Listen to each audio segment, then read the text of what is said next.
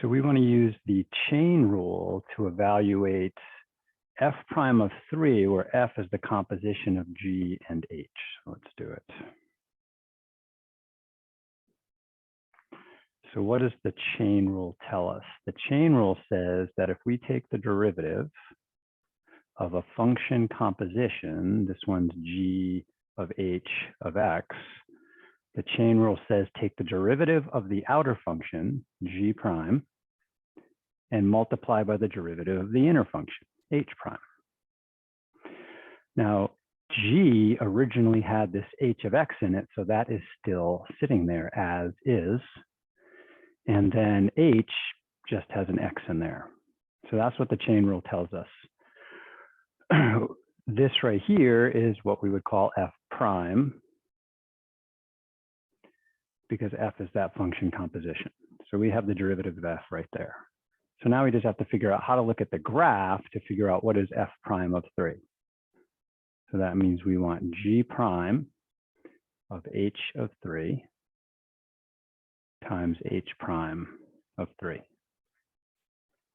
Now, what is a derivative? Derivative is slope of a function at a point. So anytime we have a prime here, we're looking for a slope. Anytime we have the regular function, we're looking for a y value. So I'm going to start right on the inside here. What is h of 3? So if I look at the graph, here's x equals 3, traces to that point, I get y equals 3. So right here, h of 3 is 3. So I want to know what is g prime of 3. We still have this h prime of 3 hanging out there. So if I focus on, say, this part right here, that says, what's the slope of g when x is 3? So x equals 3, what's the slope at that point right there?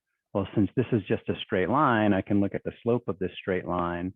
And if I go, say, left 1, and then down 2, I get to another point on the graph. So the slope at that point is -2 over -1 or +2.